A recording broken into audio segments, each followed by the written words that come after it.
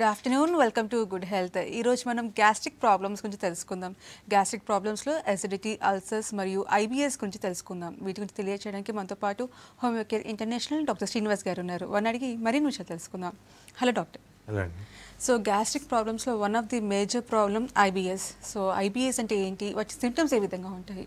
IBS అంటే అండి irritable బౌవెల్ syndrome అంటాం. ఇరిటబుల్ బౌవెల్ సిండ్రోమ్ అనేది ఒక సిమ్టమ్ బేస్డ్ డయాగ్నోసిస్. అంటే ఈ కొన్ని రకాల లక్షణాలను బట్టి, కొన్ని రకాల ఇన్వెస్టిగేషన్స్ అన్నింటిలోనూ నార్మల్స్ని బట్టి పర్టికులర్ పేషెంట్ ఐబిఎస్ అనే ప్రాబ్లంతో సఫర్ అవుతామని చెప్పడం జరుగుతుంది.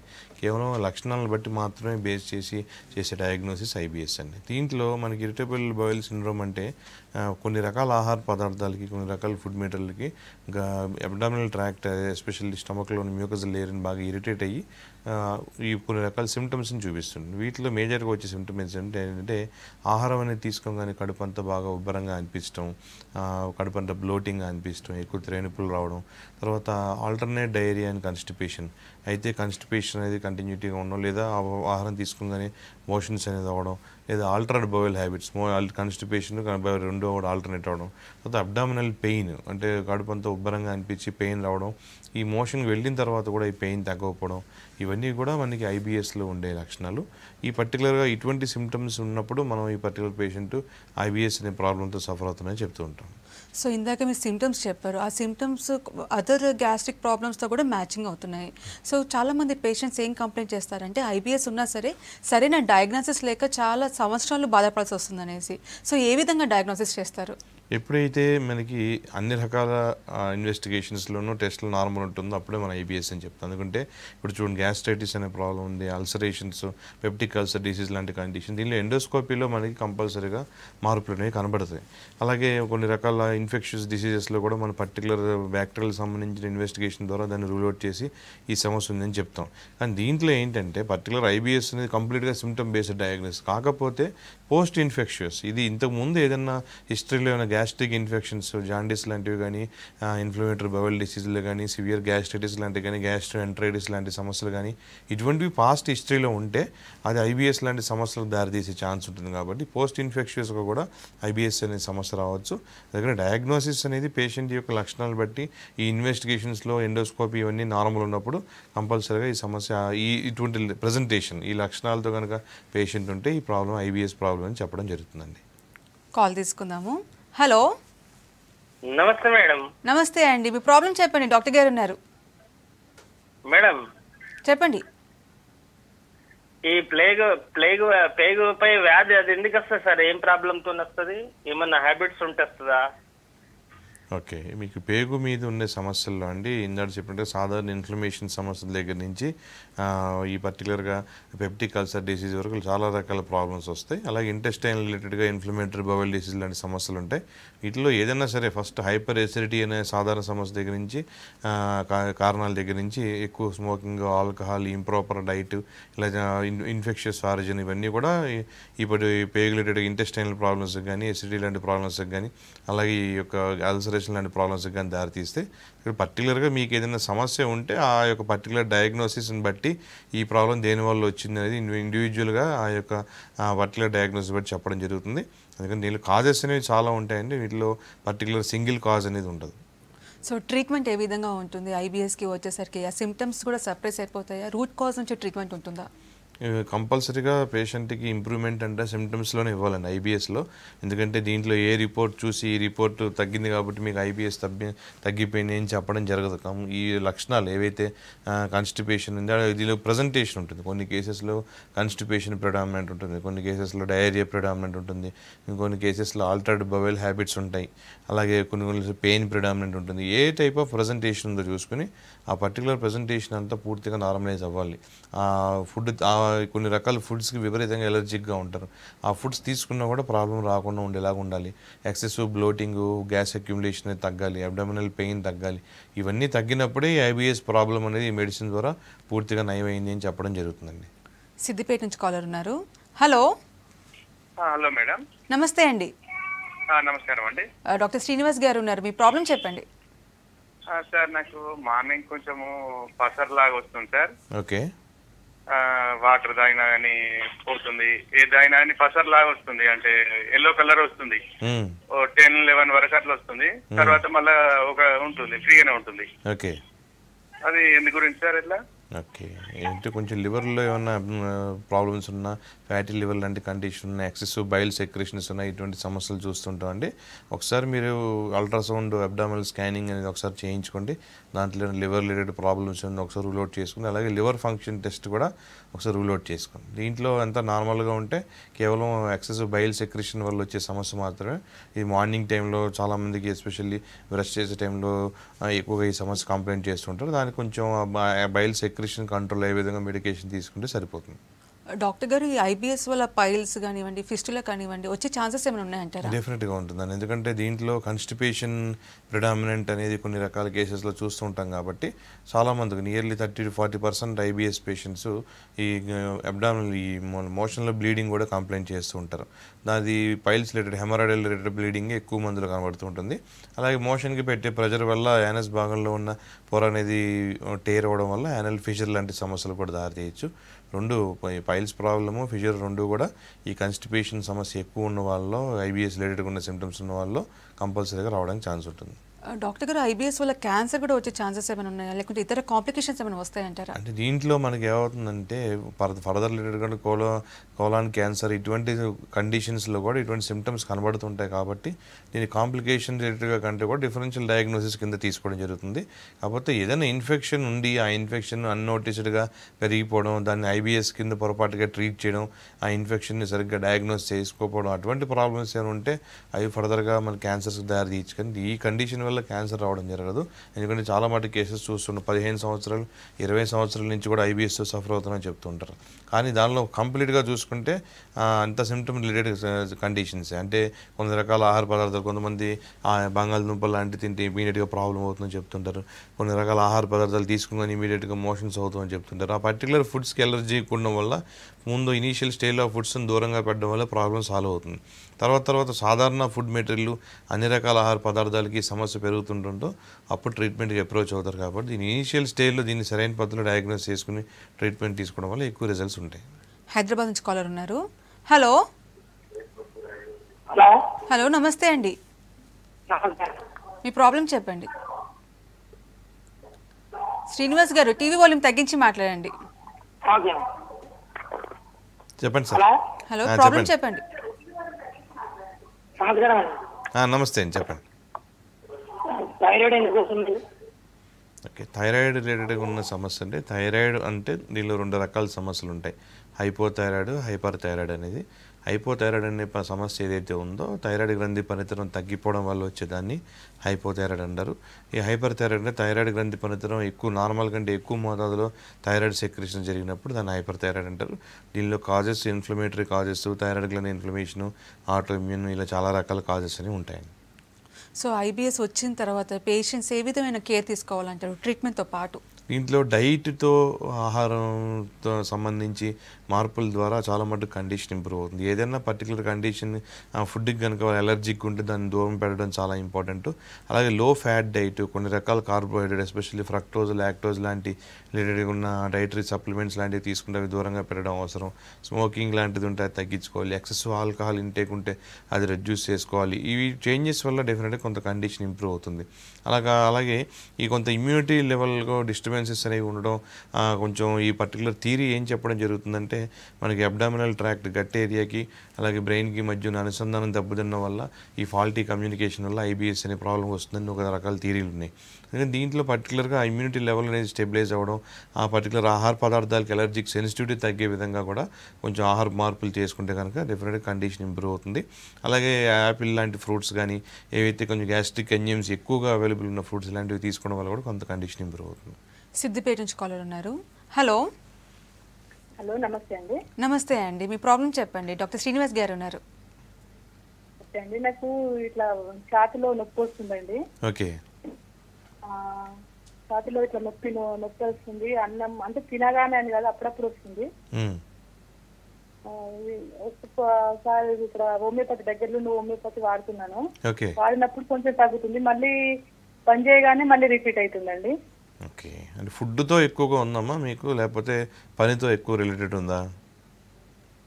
అంటే ఫుడ్ అంటే కొంచెము ఆ ఫుడ్ తిన్నప్పుడు అట్లా ప్రాబ్లం ఎక్కువ అంటే ఫంక్షన్స్ అట్లా అయినప్పుడు. మీ వయసు ఎంత? అదే అవుతుందండి. మీ ఏజ్ ఎంత అండి? నా ఏజ్ 34 ఇయర్స్ అండి. నేను ఆల్రెడీ గ్యాస్ట్రోఎంట్రాల్లో ట్రీట్మెంట్ తీసుకున్నాను.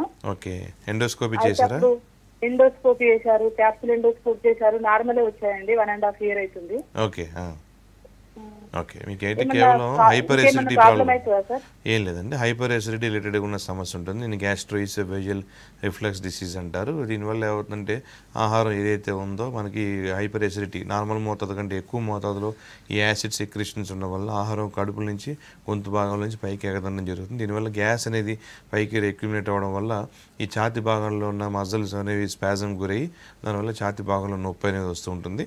ఇది కొన్ని రకాల కారము, ఆయిల్ ఫుడ్స్ ఇలాంటివి తీసుకుంటే ఇంకా సమస్య తీవ్రత రావడం, దీంతో పాటు త్రేనుపులు లాంటి రావడం, ఇటువంటివి మనం ఎక్కువ గమనిస్తూ ఉంటాం. ఇది చాలామంది హార్ట్ రిలేటెడ్గా ఉన్న ప్రాబ్లం కూడా ఉందని చెప్పి సస్పెక్ట్ అవుతుంటారు.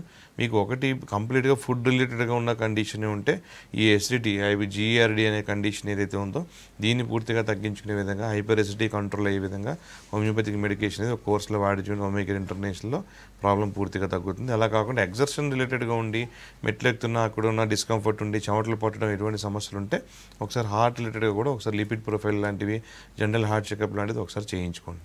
నెక్స్ట్ కాల్ తీసుకుందాము. హలో మేడం, నా పేరు సతీష్ అండి. చెప్పండి, ప్రాబ్లం చెప్పండి సతీష్ గారు. అయితే కడుపు మొత్తం టైట్ అవుతుందండి నాకు. ఓకే, ఎన్ని రోజుల నుంచి అండి? ఒక టూ months అవుతుందండి సార్. ఓకే, ఇంకేమున్నాయి లక్షణాలు? చెస్ట్ లో పెయిన్ వస్తుందండి, వెనుక వైపు కూడా పెయిన్ వస్తుంది. ఓకే, అదే మీకు ఎసిడిటీ సమస్య కొంచెం ఎక్కువగా ఉందండి. ఈ పర్టికులర్ చెస్ట్ పెయిన్ రావడం, బ్యాక్ పెయిన్ రావడం, ఈవెన్ మెడ భాగంలో కూడా విపరీతం నొప్పి రావడం, ఆహారం తీసుకోగానే కడుపంతా ఉబ్బరంగా అనిపించడం, ఈ లక్షణాలన్నీ కూడా హైపర్ ఎసిడిటీ రిలేటెడ్గా ఎక్కువ నార్మల్ కంటే ఎక్కువ మోతాదులో ఈ యాసిడ్ సెక్రెషన్ సివియర్గా ఉన్నప్పుడు ఈ సమస్యలు వస్తాయి. ఈ ఎసిడిటీ సమస్య అనేది పూర్తిగా తగ్గే విధంగా మెడికేషన్ తీసుకోండి. కేవలం యాంటాసిడ్ లాంటిది వాడడమే కాకుండా ఈ ఎక్సెస్ యాసిడ్ సెక్రెషన్ ఏదైతే ఉందో ఇది కంట్రోల్ రిలీజ్కి వచ్చే వరకు కూడా మెడికేషన్ అనేది కంటిన్యూ చేస్తే అప్పుడు ఈ ప్రాబ్లం పూర్తిగా తగ్గుతుంది. డాక్టర్ గారు, గ్యాస్ట్రిక్ ప్రాబ్లమ్స్ అన్న వెంటనే మనకి తరచుగా కంప్లైంట్స్ వచ్చేవి ఎసిడిటీ గురించి. అసలు ఎసిడిటీ ఎందువల్ల వస్తుంది, వాటి సిమ్టమ్స్ ఏ విధంగా ఉంటాయి? యాసిడ్ సెక్రిషన్ అనేది ఇంప్రాపర్ అవ్వడం అనేది హైపర్ ఎసిడిటీ చాలా కాజెస్ ఉంటాయి. దీంట్లో సాధారణ కేవలం స్ట్రెస్ రిలేటెడ్ కాజెస్ దగ్గర నుంచి ఎక్కువ స్పైసీ డైట్ తీసుకోవడం, ఇంప్రాపర్ యాసిడ్ రిలీజ్ వల్ల జరగడం, ఇలా చాలా రకాల కాజెస్ అనేవి దీనికి ఉంటాయి. దీంట్లో డైటరీ రిలేటెడ్గా చూసుకున్నట్టయితే high carbohydrate diet, high fat diet, ఇంప్రాపర్గా డైజెషన్ రిలేటెడ్గా ఉన్న సమస్యల వల్ల ఎక్కువ సెల్యులోజ్ రిలేటెడ్ ఉన్న కంటెంట్, నాన్ వెజ్ లాంటిది ఎక్కువ తీసుకోవడం, కారము ఆయిల్ ఫుడ్ అనేది ఫ్రీక్వెంట్గా తీసుకుంటూ ఉండడం, ఆయిల్ రిలేటెడ్ కంటెంట్ ఎక్కువ కన్జ్యూమ్ చేయడం, దీనివల్ల కూడా గ్రాడ్యువల్గా ఇంప్రాపర్ యాసిడ్ సెక్రెషన్ రిలీజ్ అయ్యి ప్రాబ్లం అనేది తీవ్రవుతుంది. అంటే మనం తీసుకునే ఆహారం మోతాదుకి ఒక పర్టికులర్ మోతాదులో యాసిడ్ రిలీజ్ జరుగుతుంది. ఎందుకంటే ఎక్కువ మోతాదులో ఆ పర్టికులర్ ఆహారం తీసుకున్నప్పుడు ఈ యాసిడ్ సెక్రెషన్ పూర్తిగా ఇంప్రాపర్గా తయారవడం వల్ల హైపర్ ఎసిడిటీ అనే కండిషన్ వస్తుంది.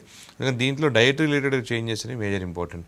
అలాగే ఒత్తిడి రిలేటెడ్గా ఉన్న కండిషన్, స్ట్రెస్ వల్ల ఈ వ్యాగస్ నర్వ్ స్టిమ్యులేషన్ అనేది ఎక్కువ ఉండడం, దీనివల్ల హైపర్ ఎసిడిటీ అనే సమస్య కూడా ఎక్కువ వస్తుంది. కాబట్టి ఎక్కువ ఒత్తిడి, టెన్షన్స్, కొన్ని రకాల డిప్రెషన్స్, ఇటువంటి కండిషన్స్లో కూడా ఇంప్రాపర్ స్లీప్, కేవలం irregular dietary habits, improper sleep, excessive smoking, వీటి వల్ల కూడా యాసిడ్ సెక్రెషన్స్ ఇంప్రాపర్ అవ్వచ్చు. హైదరాబాద్ నుంచి కాలర్ ఉన్నారు. హలో హలో, చెప్పండి. ఈ తగ్గాలంటే ఏంది అండి? ఏ ప్రాబ్లం అండి?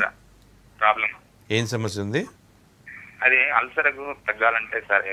మీకు అల్సర్ ఉందని చెప్పారు, చూపించుకున్నారా? అవునండి.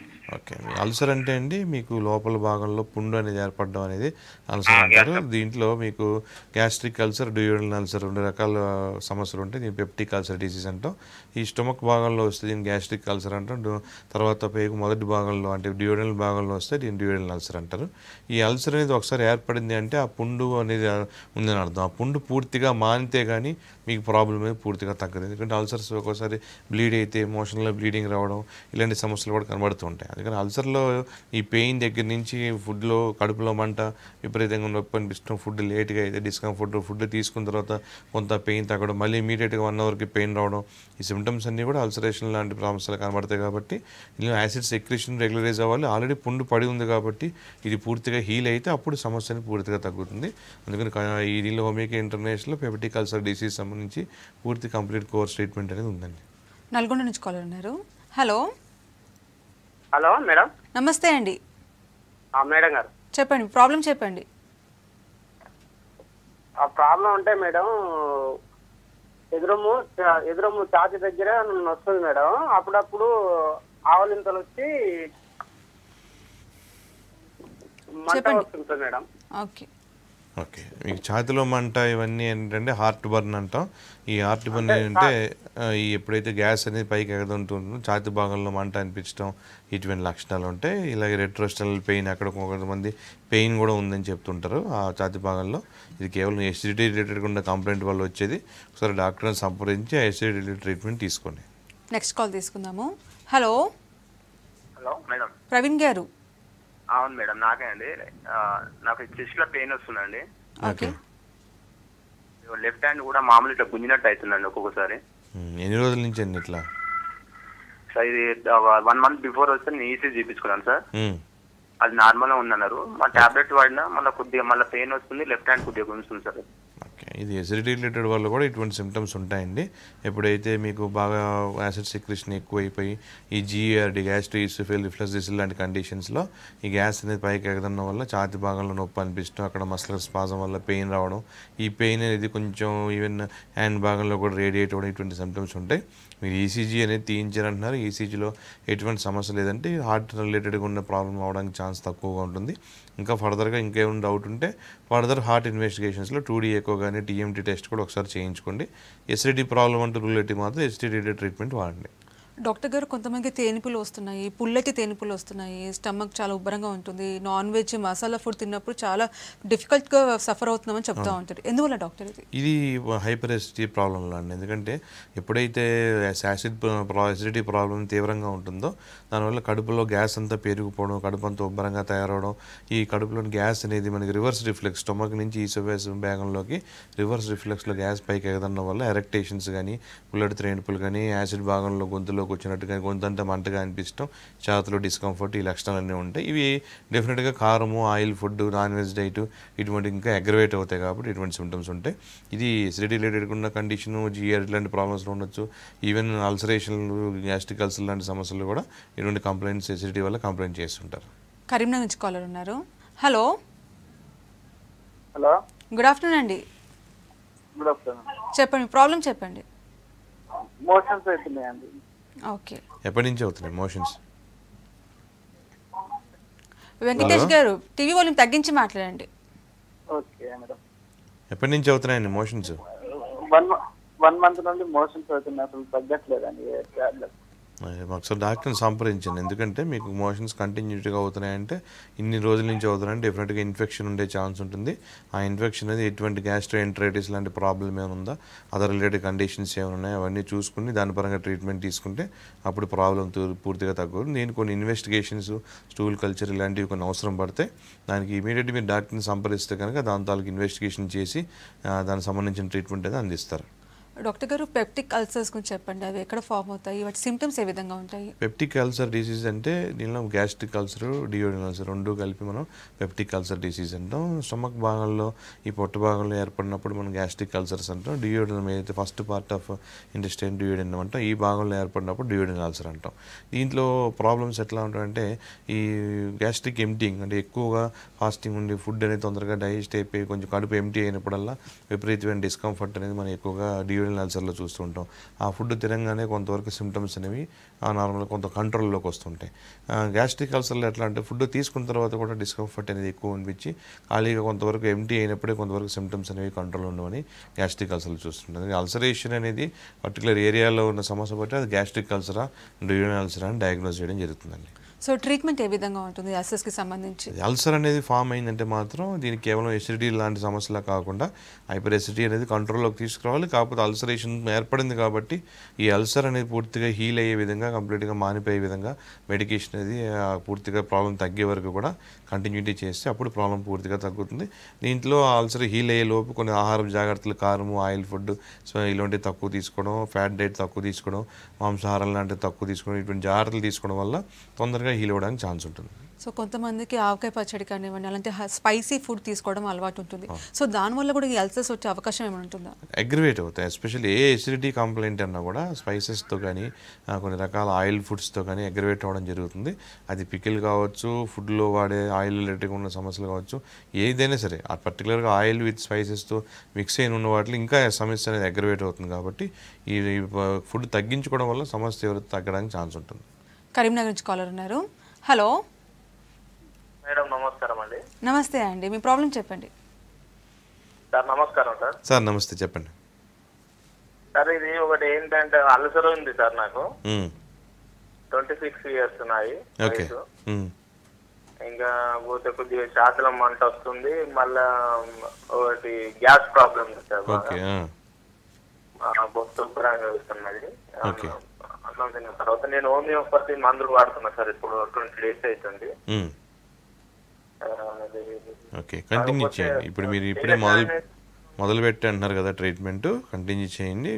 మెడికేషన్ కంటిన్యూ చేస్తూ ఈ ఆహారపు జాగ్రత్తలని పాటించండి. కొంతకాలం వరకు కూడా ఎక్కువ కారం తీసుకోవడం, ఆయిల్ పదార్థాలు తీసుకోవడం ఇవన్నీ తగ్గించండి. యాపిల్ లాంటి ఫ్రూట్ అనేది తీసుకుంటూ ఉండండి. కొంచెం స్మోకింగ్, ఆల్కహాల్ ఉంటే అది కూడా పూర్తిగా రెడ్యూస్ చేయండి. సరైన టైంకి డైట్ అనేది తీసుకోండి. నిద్ర అనేది సరైన టైంకి ఉండేలా చూసుకోండి. కొంచెం లైఫ్ స్టైల్ చేంజెస్ అనేది చేయండి. దీనివల్ల ఏమవుతుందంటే ముందు ఇమీడియట్గా మీకు ఎక్సెస్ యాసిడ్ సెక్రేషన్ అనేది తగ్గి కొంతవరకు యాసిడ్ సెక్రేషన్ న్యూట్రలైజ్ అయ్యి బర్నింగ్, మంట, ఇటువంటి డిస్కంఫర్ట్స్ తొందరగా తగ్గుతాయి. తర్వాత ఆల్రెడీ పుండు పడిందని చెప్తున్నారు, అల్సరేషన్ ఉందని చెప్తున్నారు కాబట్టి ఇది పూర్తిగా హీల్ అయ్యి పెయిన్, మోషన్లో బ్లీడింగ్ ఇటువంటివి ఏమీ లేకుండా అలా లక్షణాలన్నీ పూర్తిగా తగ్గి ఎండోస్కోపీలో పూర్తిగా అల్సర్ హీల్ అయ్యే వరకు కూడా మెడికేషన్ అనేది కంటిన్యూ చేయండి. డాక్టర్ గారు, ఈ అల్సర్స్ వల్ల ఎటువంటి కాంప్లికేషన్స్ వస్తాయి? అంటే బ్లీడింగ్ అనేది మేజర్ కాంప్లికేషన్స్ అండి. ఎస్పెషల్లీ అల్సర్స్లో మేజర్గా ఉంటే సడన్గా రప్చర్ అయ్యి బాగా బ్లీడ్ అయినప్పుడు సివియర్ కాంప్లికేషన్స్ దారితీస్తాయి. అందుకని రప్చర్ అయ్యే స్టేజ్ వరకు కూడా తెచ్చుకోకుండా ఇది ఎప్పుడైతే కొంచెం ఇనీషియల్ స్టేజ్లో ఉంటుందో దానికి మైనర్గా ఉన్న ఎరోజన్ స్టేజ్, కొంతమంది ఎరోజు గ్యాస్ట్రైటిస్ లాంటి కండిషన్ కూడా కనబడుతుంటుంది. అటువంటి కండిషన్లో దీన్ని నెగ్లెక్ట్ చేయడం వల్ల అది ఫర్దర్గా సివియర్ అల్సరేషన్స్ దారితీస్తుంటాయి. కాబట్టి అల్సరేషన్ అంటూ ఒకసారి ఉందని చెప్పిన తర్వాత మాత్రం అది సివియర్గా అగ్రవేట్ అయ్యే స్టేజ్ వరకు తెచ్చుకోకుండా ఆహారం జాగ్రత్తలు తీసుకుంటూ మెడికేషన్ అనేది కంటిన్యూటీగా వాడితే ప్రాబ్లం పూర్తిగా తగ్గడానికి ఛాన్స్ ఉంటుంది. సికింద్రాబాద్ నుంచి కాలర్ ఉన్నారు. హలో హలో హలో నమస్తే అండి, డాక్టర్ శ్రీనివాస్ గారు ఉన్నారు, మీ ప్రాబ్లం చెప్పండి. చెప్పండి.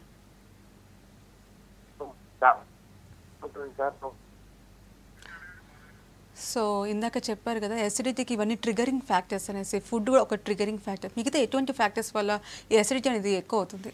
దీంట్లో ఫస్ట్ ఫుడ్ ఒకటి ఇంపార్టెంట్ అయిన తర్వాత ఇంప్రాపర్ డైటరీ హ్యాబిట్స్, సరైన టైంలో తీసుకోవడం, ఎక్కువ జంక్ ఫుడ్ అనేది తీసుకోవడం, లేట్ నైట్ ఫుడ్ అనేది ఇంటేక్ చేయడం, తర్వాత ఈ caffeine related drinks, Kola drinks కానీ, కెఫీన్ రిలేటెడ్ డ్రింక్స్ కానీ, కాఫీ లాంటివి కానీ ఇలాంటివి ఎక్కువగా తీసుకోవడం, బాగా ఎక్కువసేపు ఖాళీ కడుపుతున్నప్పుడు మల్టిపుల్ టైమ్స్ టీ అనేది కన్జ్యూమ్ చేయడం, ఇవన్నీ కూడా దారితీస్తాయి. ఇవి కాకుండా ఇంకా ఒత్తిడి, విపరీతమైన స్ట్రెస్, ఫిజికల్ మెంటల్ స్ట్రెస్, ఇవి కూడా ఎక్కువ యాసిడ్ సెక్రేషన్కి దారితీస్తూ ఉంటాయి.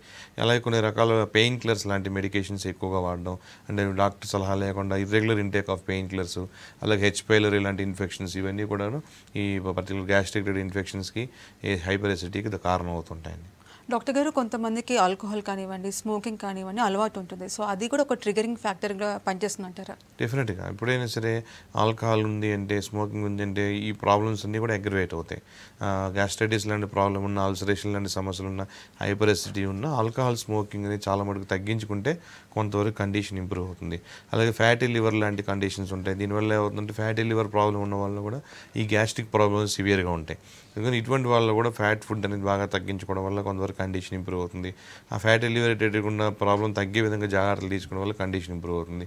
లివర్లో మైనర్ రిలేటెడ్ అబ్నార్మాలిటీస్ ఉన్న, హిస్టరీలో జాండీస్ లాంటి ఇన్ఫెక్షన్స్ వచ్చి ఉన్నా కూడా అటువంటి వాళ్ళు కూడా ఈ సమస్యలు ఎక్కువ అవుతూ ఉంటాయి.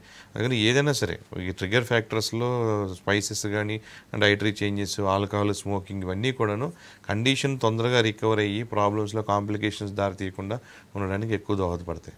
డాక్టర్ గారు ఇందాక మనం చెప్పుకున్న గ్యాస్ట్రిక్ ప్రాబ్లమ్స్ లైక్ అల్సర్స్ కానివ్వండి, అసిడిటీ కానివ్వండి, ఐబిఎస్ కానివ్వండి రాకుండా ఎటువంటి కేర్ తీసుకోవాలంటారు? అండ్ ఫస్ట్ ఏమవుతుందంటే ప్రాపర్ ఇంటేక్ ఆఫ్ ఫుడ్, సరైన టైంలో సరైన పద్ధతిలో ఫుడ్ అనేది తీసుకోవడం, బ్యాలెన్స్డ్ డైట్ అనేది తీసుకోవడం, ఎక్కువగా ఒకటే రకమైన ఆహార పదార్థాలు కాకుండా బ్యాలెన్స్డ్ డైట్ అనేది తీసుకోవడం, తర్వాత స్లీపింగ్ హ్యాబిట్స్ అనేవి కరెక్ట్గా ఉండేలా చూసుకోవడం, ఎక్కువ స్ట్రెస్కి లోనవ్వకుండా ఒత్తిడి రిలాక్సేషన్ టెక్నిక్స్ అనేవి పాటించడం, కారము, ఆయిల్ లాంటి ఫుడ్స్ అనేవి ఫ్రీక్వెంట్గా తీసుకోవడం అనేది అవాయిడ్ చేయడం, కొంచెం ఈ కూల్ అండ్ ఫుడ్స్ అంటే ఎక్కువ పర్టికులర్గా ఈ వాటర్ మిలన్ లాంటివి కానివ్వండి, యాపిల్ లాంటి ఫ్రూట్స్ కానీ ఏవైతే ఉంటాయో అవి కొంచెం రెగ్యులర్గా తీసుకోవడం ఉండడం, తర్వాత ఫుడ్లో ఇంటేక్ తర్వాత ఫుడ్ తీసుకోగానే కోలా డ్రింక్స్ తాగడం కానీ, ఫుడ్ తీసుకోగానే స్మోకింగ్ చేయడం కానీ ఇటువంటివి అవాయిడ్ చేయడం. ఈ పర్టికులర్ కండిషన్స్ వల్ల ఏమవుతుందంటే ఈ హైపర్ ఎసిడిటీ అనే సమస్యకు దారి తీయకుండా అది తర్వాత మళ్ళీ ఫర్దర్గా అల్సరేషన్ లాంటి సమస్య దారి తీయకుండా ప్రివెంట్ చేసుకోవడానికి ఛాన్స్ ఉంటుంది. సో ప్రాపర్ డైట్ తీసుకుంటే ఇటువంటి problems life style changes, dietary changes వల్ల ఏమవుతుందంటే ఎసిడిటీ ప్రాబ్లం అనేది తొందరగా రికవర్ అవుతుంది.